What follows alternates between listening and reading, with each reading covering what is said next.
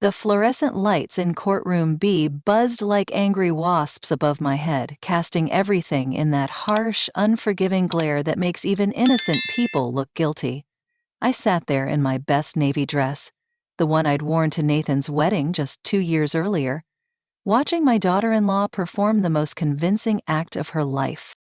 Judge Harrison peered over his wire-rimmed glasses with the expression of a man who'd seen every kind of family dysfunction imaginable, but his eyes held that particular weariness reserved for cases involving children. The mahogany bench seemed to tower above us like a fortress of justice, and I couldn't help but think how small and powerless I felt sitting there, accused of being a danger to the grandson I'd loved since the moment he took his first breath. Brianna sat 3 rows ahead of me, her shoulders perfectly positioned in that subtle slump that suggested vulnerability without appearing weak. Her honey blonde hair was pulled back in a tasteful low bun, and she wore a conservative gray suit that practically screamed responsible mother protecting her child. When she dabbed at her eyes with a tissue, I wanted to scream that those tears were as fake as her concern for Ethan's well-being. Her attorney, a sharp-faced woman in an expensive black suit, stood before the judge with a thick folder of what I knew were carefully crafted lies. "Your Honor, Mrs. Patterson has exhibited increasingly erratic and unstable behavior that poses a direct threat to the safety and emotional well-being of 5-year-old Ethan Morrison. The petitioner seeks this restraining order not out of malice, but out of genuine fear for her child's protection." Erratic behavior. The words hit me like physical blows as the attorney continued her character assassination. She described how I'd taken Ethan on a dangerous and unsupervised hike through what she called treacherous terrain, conveniently omitting that we'd walked the same gentle nature trail I'd been taking children on for 15 years, the one with clearly marked paths and safety railings where the biggest danger was getting your shoes muddy. Then came the allegation about my violent outburst during a family board game, where I'd allegedly screamed at Ethan for making a mistake and thrown game pieces across the room. The truth? I'd firmly told him that cheating wasn't acceptable when he tried to move his piece extra spaces, and when he'd knocked over the board in frustration, I'd calmly helped him pick up the scattered pieces while explaining why rules matter. But the cruelest cut was her claim that I held toxic and outdated views that could psychologically damage a developing child. This, apparently, because I believed that children should say please and thank you, that they should help with age-appropriate chores, and that participation trophies weren't the same thing as actual achievement. My old-fashioned notion that respect should be earned rather than demanded was now being presented as evidence of my unfitness as a grandmother. So though Aided's work was being gaslit, his own lazy aphorism was being presented as evidence of my unfitness as a grandmother. They called me unstable, a danger. Me, a woman who raised 3 children through scraped knees and broken hearts, who worked double shifts as a nurse to put them through college, who never once raised a hand to any of them, even during their most challenging teenage years. I was the grandmother who taught Ethan to tie his shoes, who read him bedtime stories in different voices until he giggled himself to sleep, who bandaged his scraped elbows and kissed away his tears. But here's what Brianna and her high-priced attorney didn't know, as they painted me as an unfit grandmother who needed to be legally separated from my own family. And if you want to hear how a 5-year-old boy's courage brought down an elaborate web of lies, you need to subscribe to this channel right now, because this story gets so much more shocking than a simple restraining order hearing. They didn't know about little Ethan's secret. They didn't know about the small tablet hidden in his backpack, or the recordings he'd been making for weeks. They didn't know that while they were busy building their case against me, a kindergartner was quietly documenting the truth that would destroy their lives and expose Brianna's real motives for wanting me out of their lives forever. They thought they were watching a helpless old woman being legally neutralized by a protective mother. What they were actually witnessing was the beginning of the most devastating courtroom revelation I've ever seen. And I've seen plenty in my 74 years. Because the only thing more dangerous than an unstable grandmother is a stable one who's been pushed too far. Judge Harrison's voice cut through the courtroom tension like a knife through silence. "Before we proceed with testimony from the adults involved, I'd like to speak with the child in question. His eyes found little Ethan sitting between Nathan and Brianna, looking impossibly small in the oversized witness chair they'd adjusted to his height. "Ethan," the judge said, his voice softening in that way adults use when they're trying not to frighten children, "I need to ask you some questions about your grandmother. Can you tell me if you've ever felt scared when you're with her?" My grandson looked up at Judge Harrison with those enormous blue eyes that reminded me so much of Nathan at that age, and for a moment that felt like an eternity, he didn't speak. The entire courtroom held its breath. Lawyers poised with their pens, the court reporter's fingers frozen above her keys, even the bailiff standing a little straighter as we all waited for the words that would either vindicate or destroy me. But instead of answering the judge's question, Ethan reached into his small backpack and pulled out his tablet, one of those kid-friendly devices with the bright blue rubber case that could survive being dropped by a 5-year-old. "I have a movie on my tablet," he said in that clear, serious voice children use when they're about to share something important. "Mommy told me to never show anyone." The change in Brianna's demeanor was instant and dramatic. The color drained from her face so quickly I thought she might faint, and her hand shot out toward Ethan as if she could somehow stop what was already in motion. "Ethan, sweetheart, that's just your cartoons," she said, her voice pitched higher than normal, with barely controlled panic. "The judge doesn't need to see your silly videos." But her attorney was already on her feet, objecting with the desperation of someone who knew her case was about to implode. "Your Honor, this is highly irregular. The child is obviously confused, and whatever content might be on that device hasn't been properly authenticated or reviewed for relevance to these proceedings." Judge Harrison held up one hand for silence, his eyes never leaving Ethan's earnest little face. I could see 30 years of family court experience working behind those wire-rimmed glasses, the practiced ability to spot deception and recognize truth, even when it comes from the mouth of a kindergartner. "I'm curious about this movie, Ethan. Would you like to show it to me?" Ethan nodded solemnly and began tapping at his tablet, with the focused concentration only children can muster when they're doing something they know is important. "It's not cartoons," he said, glancing briefly at his mother before looking back at the judge. "It's real movies of Mommy." The bailiff helped connect Ethan's tablet to the courtroom's projection system, and suddenly the large screen that had been dark and imposing throughout the hearing flickered to life. The entire room seemed to lean forward collectively, even Brianna's attorney abandoning her objections as curiosity overrode legal strategy. What appeared on that screen would destroy every lie Brianna had told, expose every manipulation she'd orchestrated, and reveal the truth about who was really unstable in this family. But more than that, it would prove that sometimes the most powerful testimony comes not from expensive lawyers or expert witnesses, but from a 5-year-old boy who understood the difference between right and wrong better than any adult in that courtroom. The movie was about to begin, and Brianna's performance as the protective mother was about to end in the most spectacular fashion imaginable. To understand how we got to that devastating moment in the courtroom, I need to take you back to where this story really begins, not with legal documents and restraining orders, but with the sound of little feet running through my kitchen and the smell of chocolate chip cookies baking in the oven on a sunny Tuesday afternoon 3 years ago. Nathan had been raising Ethan alone since his divorce from Ethan's biological mother, Rebecca, who'd decided that motherhood didn't fit her career plans and had moved across the country for a promotion that was apparently more important than her son. As heartbreaking as that abandonment was for all of us, it created something beautiful. A bond between grandfather, father, and grandson that felt unbreakable. Those were magical days.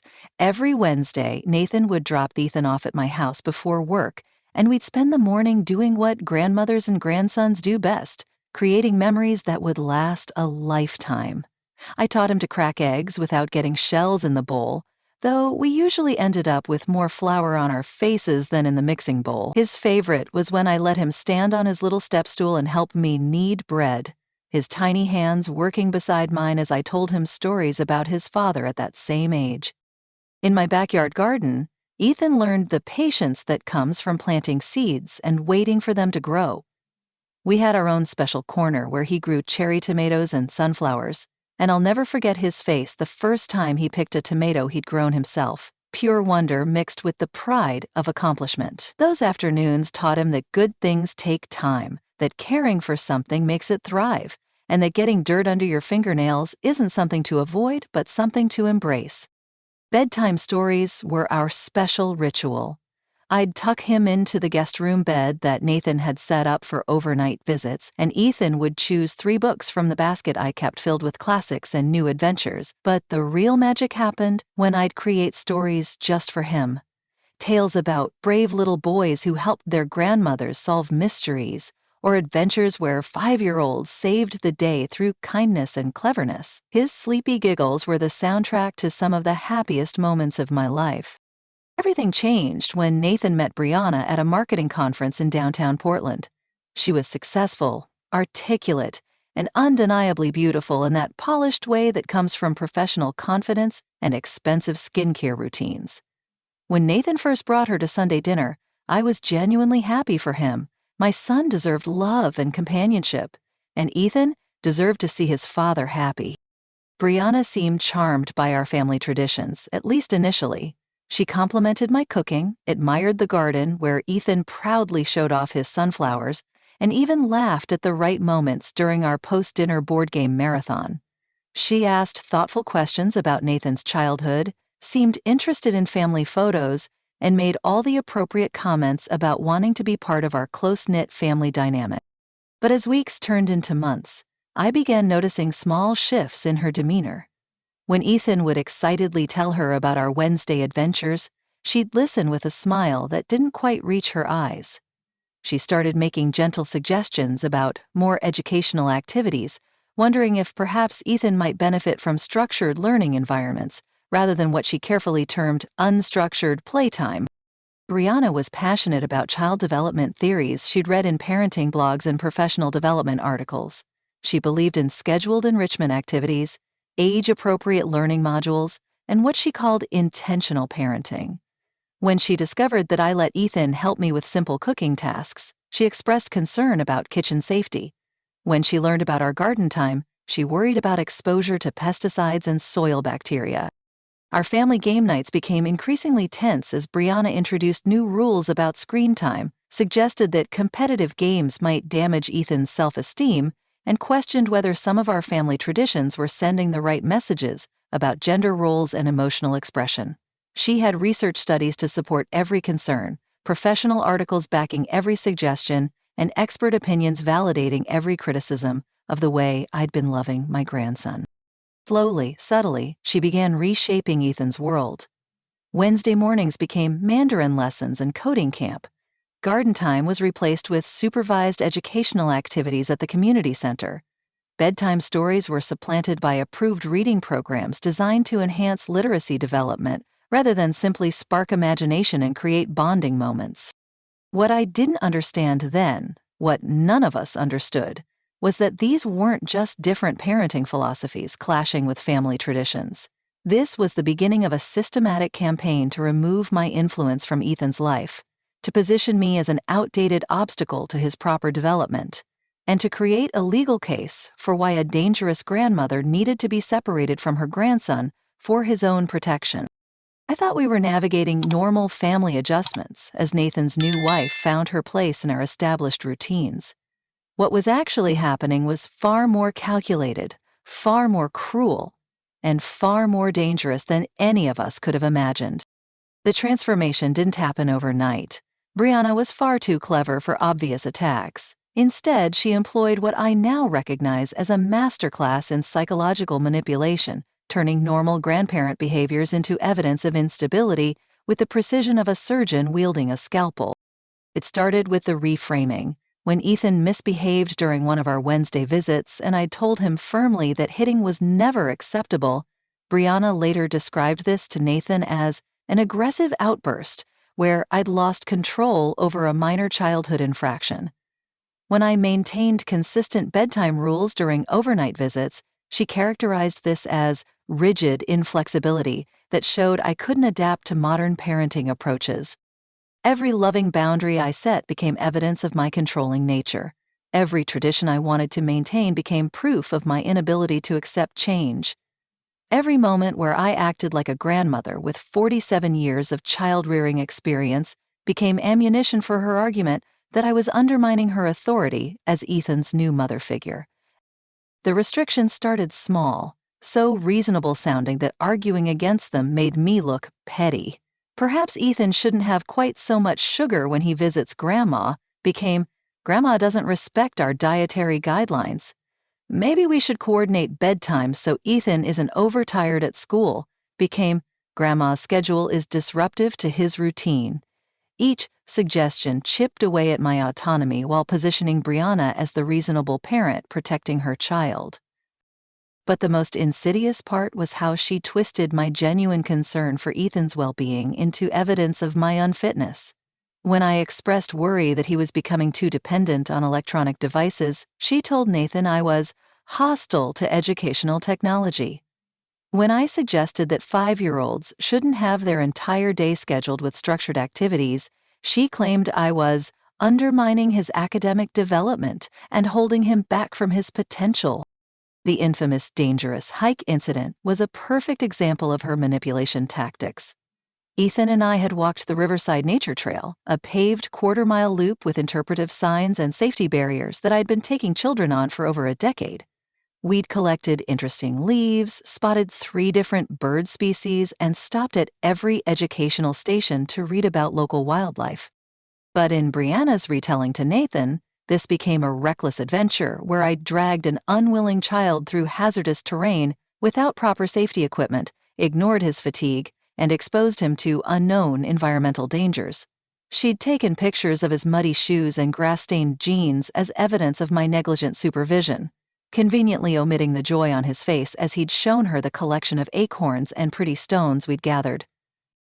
The board game confrontation that became central to her restraining order petition was even more expertly distorted. During a family Monopoly game, Ethan had tried to move his piece extra spaces when he thought nobody was looking. I'd gently stopped his hand and explained that cheating wasn't fair to other players and that games are only fun when everyone follows the same rules. Ethan, being 5 years old, had gotten upset at being corrected and had swept his arm across the board, sending money and houses flying across the living room. Instead of the tantrum I expected, he'd immediately looked stricken and started crying, not because I'd been harsh, but because he knew he'd made a mistake and felt bad about it. I'd knelt down beside him, helped him pick up all the scattered pieces, and used it as a gentle lesson about how our actions affect others and why it's important to control our emotions even when we're disappointed. By the end of the evening, he was laughing again, and we'd finished the game with him proudly following every rule without being reminded. But Brianna's version painted me as a tyrannical grandmother who'd screamed at a 5-year-old for making an innocent mistake and traumatized him with harsh punishment over a children's game. She claimed I'd thrown game pieces in anger, conveniently ignoring that Ethan had been the one to knock them over and I'd been the one patiently cleaning them up. Each incident followed the same pattern: normal grandparent-grandchild interactions twisted into evidence of my instability, my old-fashioned views reframed as psychological damage, my loving correction presented as abusive control. Nathan found himself in an impossible position, torn between his wife's seemingly reasonable concerns and his mother's increasingly defensive explanations. From Nathan's viewpoint, his new wife was simply trying to protect his son from what appeared to be an increasingly erratic grandmother who couldn't accept modern parenting approaches. Brianna presented her concerns with research articles, expert opinions, and carefully documented incidents that painted a troubling pattern of behavior. The supervised visits were the final humiliation. After the dangerous hike and game night incident, Brianna convinced Nathan that I couldn't be trusted alone with Ethan anymore. She positioned this as a temporary measure until we can work through these communication issues. But I knew it was the beginning of the end of my relationship with my grandson. Those supervised visits felt like performance evaluations where every word was analyzed, every interaction scrutinized for signs of the instability Brianna had convinced everyone to expect. She'd sit in my living room with her phone, ostensibly checking emails but actually monitoring every moment, waiting for me to say or do something that could be added to her growing file of evidence. What I didn't understand until much later was that these weren't separate incidents being blown out of proportion. They were carefully orchestrated setups designed to build a legal case. Brianna wasn't just a controlling stepmother with different parenting philosophies. She was systematically manufacturing evidence for a restraining order that would remove me from Ethan's life permanently. Every criticism, every restriction, every concern was building toward that moment in the courtroom where she would present herself as a protective mother forced to take legal action against a dangerous grandmother. But she made one critical mistake in her elaborate scheme. She underestimated the intelligence and courage of a 5-year-old boy who loved his grandmother enough to document the truth. The day Nathan called to tell me about the supervised visit restrictions, I felt something break inside my chest that I hadn't experienced since my husband's death 12 years earlier. It was the particular kind of grief that comes from losing someone who's still alive, the helpless rage of watching a relationship you treasured being systematically destroyed by forces beyond your control. "Mom, Brianna thinks it might be best if we take a step back for a while," Nathan had said, his voice carrying the exhaustion of someone caught between two people he loved. "Just until we can figure out a better way to handle these situations." He couldn't even bring himself to call them what Brianna had labeled them, incidents of my dangerous behavior that required intervention. The last supervised visit felt like attending my own funeral. Brianna sat in my favorite armchair, her phone positioned to capture audio and video of every interaction, while Ethan and I tried to play normally under the weight of her surveillance. Everything felt forced and artificial. My hugs were too brief to avoid seeming possessive, my conversation too careful to avoid triggering another incident. But it was Ethan's behavior that broke my heart most completely. This chatty, exuberant little boy who usually filled my house with laughter and endless questions had become quiet and watchful. He kept glancing at his stepmother before speaking, as if checking for permission to enjoy time with his grandmother. When I suggested we work on a puzzle together, he whispered, "Is that okay, Mommy?" in a voice so small it made me want to cry.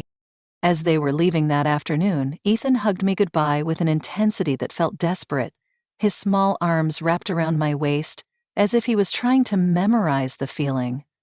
"I love you, Grandma," he whispered against my cardigan, and I felt him slip something into my pocket so quickly and quietly that even Brianna's watchful surveillance missed it.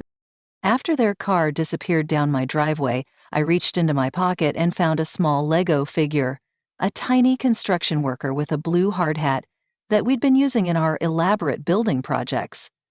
For months, this little figure had been our secret signal, a way of communicating that transcended words.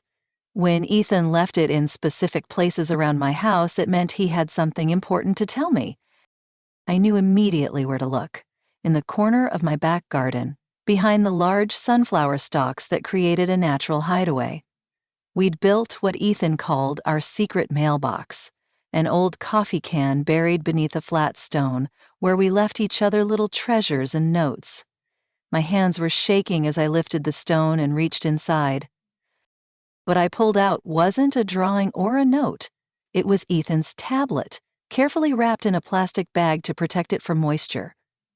The device that Brianna monitored so carefully for appropriate content and educational value had been turned into something far more powerful, a documentation system operated by a 5-year-old who understood that something was very wrong in his family. The tablet was still recording when I found it, its small red light blinking steadily. Ethan had somehow figured out how to set it to record continuously, hiding it in his backpack, his toy bin, even tucked behind books on shelves where it could capture conversations while appearing to be casually placed. This kindergartner had been conducting surveillance operation that would have impressed professional investigators. The first video I watched made my blood run cold. It showed Brianna in my kitchen during one of our supervised visits, deliberately moving a sharp paring knife from the knife block to the counter, where Ethan was working on his art project. She'd waited until I stepped outside to water plants, positioned the knife where it looked carelessly left, then called out in alarm when I returned. "Oh my goodness, look how close that knife is to where Ethan's working. You have to be more careful about kitchen safety." I watched myself rush over, confused and apologetic, moving the knife back to its proper place while Brianna shook her head with that expression of patient concern she'd perfected. What I'd experienced as a momentary lapse in attention was actually a carefully staged setup, designed to support her narrative about my careless supervision and dangerous household management. Video after video revealed the systematic nature of her manipulation. She'd encouraged Ethan to climb on furniture when I was in another room, then expressed horror at my inadequate childproofing when he inevitably got stuck or fell. She deliberately left his juice cup on the edge of tables, waited for the inevitable spill, then worried aloud about my inability to create a safe environment for children. But the most damning recordings were the ones Ethan had captured when adults thought he wasn't paying attention. Phone conversations where Brianna discussed legal strategies with friends, private moments where she coached Nathan on how to present incidents to sound more alarming, planning sessions where she mapped out her timeline for obtaining full control over Ethan's custody and visitation rights. I sat in my living room until nearly midnight, watching video after video of manipulation, deception, and calculated cruelty. This wasn't just about different parenting styles or generational conflicts. This was a systematic campaign designed to remove me from Ethan's life permanently. And now I had proof, documented by the very child she was claiming to protect. But having evidence and being able to use it effectively were two different challenges entirely.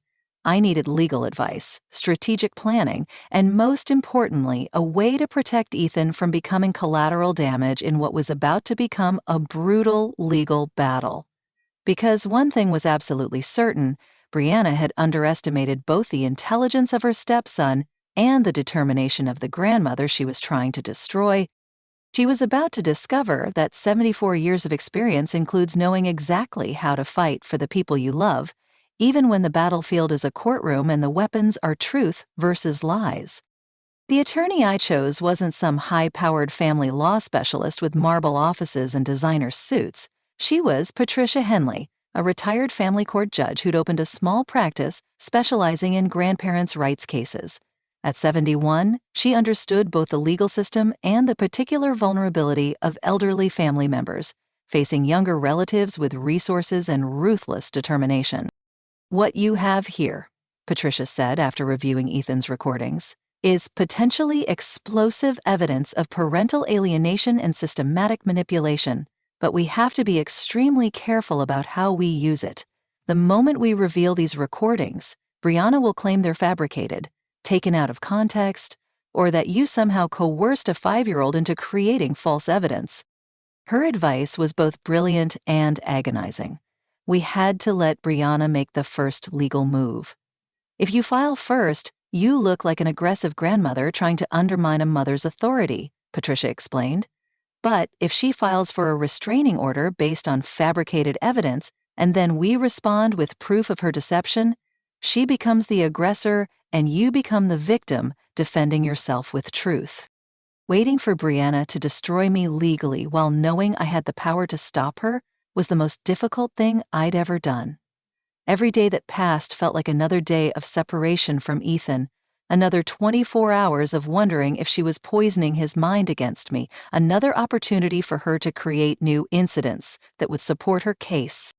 The restraining order petition arrived on a Tuesday morning, delivered by a sheriff's deputy who looked apologetic as he handed me papers that painted me as a dangerous elderly woman whose deteriorating mental state and increasingly erratic behavior posed an immediate threat to my grandson's safety and emotional well-being. My first initial responses, in fury, were in part, Brianna's case was a masterpiece of calculated deception. She documented every twisted incident with photographs, written statements, and even what she claimed were quotes from Ethan expressing fear of his grandmother. The dangerous hike included pictures of muddy clothes and scraped knees as evidence of my reckless endangerment. The board game Violence featured photos of scattered Monopoly pieces that she claimed showed the aftermath of my rage. But the most chilling part was her psychological evaluation of my declining mental capacity. She'd compiled a list of behaviors that she presented as evidence of dementia or cognitive impairment. My preference for traditional games over educational apps, my insistence on homemade meals instead of processed convenience foods, my rigid adherence to outdated child-rearing practices that modern psychology had proven harmful. According to Brianna's petition, my love of baking cookies with Ethan was evidence of nutritional negligence. My garden lessons were exposure to environmental hazards. My bedtime stories were age-inappropriate content that failed to support his literacy development according to current educational standards. Every expression of traditional grandmother love had been reframed as a symptom of dangerous incompetence. Patricia's strategy required me to respond to the restraining order petition as if I had no knowledge of Brianna's true motives or methods. My official response expressed hurt confusion at the allegations, requested supervised visitation rather than complete separation, and presented my own evidence of being a loving, competent grandmother who'd never harmed a child in 74 years of life. The preliminary hearing was scheduled for 3 weeks later, giving Brianna time to feel confident in her fabricated case, while Patricia and I prepared our devastating counterattack. During those weeks, I had to continue playing the role of confused elderly woman who couldn't understand why her loving family relationships had suddenly become legal threats. The hardest part was Nathan's phone calls during this period. My son was genuinely torn between his wife's documented concerns and his lifelong knowledge of his mother's character. "Mom, some of the things Brianna's telling me are really worrying," he'd say, his voice heavy with confusion and guilt. "She has pictures and recordings, and Ethan has been acting differently after visits with you." I could hear in Nathan's voice that he wanted to believe in my innocence. But Brianna had been so systematic in her documentation, so consistent in her narrative, that even my own son was beginning to question whether age had affected my judgment more than I realized. She'd poisoned the well so effectively that my defending myself too vigorously would only confirm her claims about my unstable mental state. What Nathan didn't know, what nobody except Patricia and I knew, was that we weren't just preparing a defense against false allegations. We were preparing to expose a criminal conspiracy that involved fraud, perjury, child manipulation, and systematic elder abuse disguised as protective concern. Every lie in Brianna's petition would be contradicted by Ethan's recordings. Every fabricated incident would be exposed through video evidence of her staging and manipulation. Every claim about my mental incompetence would be demolished by proof of her calculated deception and my clear-minded documentation of her crimes. Brianna thought she was about to win a restraining order that would remove a troublesome grandmother from her perfectly controlled family dynamic. What she was actually about to experience was the complete destruction of her credibility, her marriage, and her legal standing as a protective parent. Sometimes the most patient predator is the one who lets her prey think they're winning right up until the moment the trap snaps shut with devastating finality. The silence in courtroom B was so complete you could hear the air conditioning humming overhead as Ethan's first video began to play on the large projection screen. What we all saw was my kitchen during one of those supervised visits, captured from Ethan's tablet hidden in his backpack on the counter. The timestamp showed it was from 2 weeks before Brianna filed her restraining order petition. The video showed Brianna moving around my kitchen with calculated precision while I was outside watering my herb garden. She deliberately took a sharp paring knife from the knife block and placed it on the counter where Ethan was coloring, positioning it so it appeared carelessly left within his reach. Then she called out in perfectly performed alarm, "Oh my goodness, Vivian! Look how close that knife is to where Ethan's working." We watched as I rushed back inside, genuinely confused and apologetic, immediately moving the knife back to its proper place, while Brianna shook her head with that practiced expression of patient concern. Her voice on the recording was perfectly calibrated, worried but not accusatory, protective but not aggressive. It was a masterclass in manipulation, and she had no idea it was being documented by a 5-year-old's tablet. Judge Harrison's expression shifted from curiosity to grave concern as he watched this elaborate setup unfold. Brianna's face had gone from pale to ashen, and her attorney was frantically whispering objections that everyone in the courtroom could see were futile. The evidence was right there in high-definition video, complete with audio and timestamps that proved premeditation. But Ethan's tablet had captured something even more damning than stage safety violations. The second video showed Brianna on a phone call in my living room, while Ethan played quietly with his toys and I prepared snacks in the kitchen. She thought she was speaking privately, but the tablet, hidden behind books on the shelf, recorded every word of her conversation with someone she called Patricia, presumably her attorney. "The old woman is more stubborn than I expected," Brianna's voice said clearly through the courtroom speakers. "But I think I have enough incidents documented now to make the restraining order stick. Once I have full control over Ethan's custody arrangements, Nathan won't be able to use his mother for babysitting, and we can relocate for my promotion without the guilt trip about leaving family behind." The courtroom collectively inhaled as Brianna's true motives spilled out in her own recorded words. This wasn't about protecting Ethan from a dangerous grandmother. This was about removing obstacles to her career advancement and eliminating family influences she couldn't control. The restraining order was just a tool to achieve complete authority over custody decisions and geographic relocations. But the third video was the one that destroyed any remaining sympathy for Brianna's position. Recorded just days before she filed her petition, it showed her kneeling beside Ethan's bed during what appeared to be a bedtime conversation. Her voice was gentle but firm as she delivered psychological manipulation that would have impressed professional interrogators. "Remember what we talked about, sweetheart?" Brianna's recorded voice said softly. "Grandma's ways are old and bad for little boys. We don't need to love people who don't know how to take care of us properly, do we?" The camera angle from Ethan's tablet, positioned on his nightstand, captured his small face perfectly as he whispered back, "But I do love Grandma." Brianna's response was delivered in that same gentle, patient tone that made it even more chilling. "You'll learn not to, baby. Sometimes we have to stop loving people who aren't good for us. That's what growing up means, learning to make smart choices about who deserves our love." The impact on everyone present was immediate and devastating.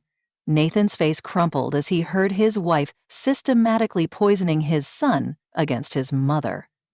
Judge Harrison's expression shifted to something I'd rarely seen in family court: genuine disgust at the calculated cruelty of using a child's natural trust to destroy family relationships. When the videos finished playing, the silence stretched for nearly 30 seconds before Judge Harrison spoke. "Mrs. Morrison," he said, his voice carrying the weight of judicial authority backed by moral outrage, "these recordings present clear evidence of fraud, perjury, and systematic child manipulation designed to support false allegations in legal proceedings." Brianna's carefully constructed case hadn't just collapsed. It had been obliterated by the innocent truth-telling of the very child she claimed to be protecting. Her house of lies had been brought down by a 5-year-old boy's courage and a grandmother's patience in letting justice reveal itself through evidence rather than emotion. The predator had just realized she was the prey, and the hunting season was officially over. Judge Harrison didn't need a recess to deliberate. The evidence was so overwhelming that justice could be delivered immediately. "Mrs. Morrison," he said, his voice carrying the weight of 30 years on the family court bench, "not only is your petition for a restraining order denied, but this court finds clear evidence of perjury, fraud, and systematic child manipulation designed to subvert legal proceedings." The judge's ruling was comprehensive and devastating. He granted Nathan immediate full custody of Ethan, with Brianna's parental rights suspended pending a full investigation by Child Protective Services. More importantly for me, he issued a protective order against Brianna. She was now legally prohibited from interfering with my relationship with Ethan or making any decisions regarding his care, education, or visitation schedule. The moment that courtroom door closed behind us, Ethan ran straight into my arms with the force of a 5-year-old who'd been holding back tears for months. "Grandma, I was so scared they wouldn't let me see you anymore," he sobbed against my shoulder, his small body shaking with relief that finally, someone had listened to the truth he'd been trying to tell. Nathan's apologies came in broken waves as the full scope of his wife's deception hit him.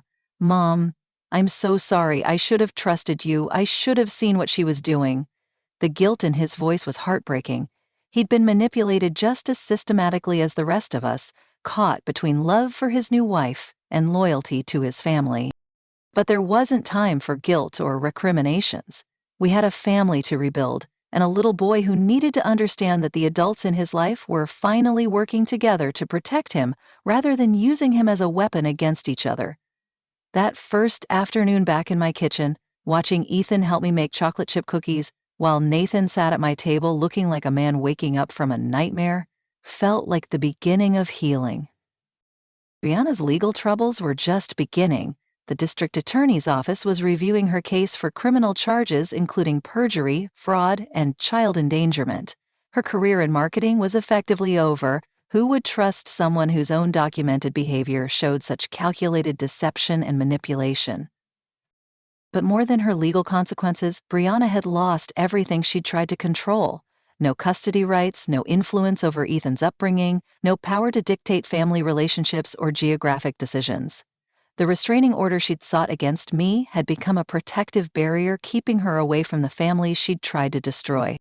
Sometimes justice isn't just about punishment. It's about restoration, protection, and the simple truth that love backed by courage will always defeat manipulation disguised as care. I'm sitting here 2 years later watching Ethan help his dad build a treehouse in my backyard, the same backyard where a 5-year-old boy once hid evidence that would save our family. Nathan learned to trust his instincts again, and I learned that sometimes the most powerful testimony comes from the smallest voices. If this story resonates with you, I need to hear from you in the comments below. Have you experienced family members who used children as weapons in their manipulative schemes? Maybe someone who coached kids to fear certain relatives or who twisted normal family interactions into evidence of danger? Share your experiences, the warning signs you missed, the red flags you should have seen, and most importantly, how truth eventually prevailed. Your stories help other grandparents recognize these predators before they can complete their psychological warfare. Every comment shared is another family protected, another manipulation scheme exposed, another Brianna stopped before she can destroy loving relationships.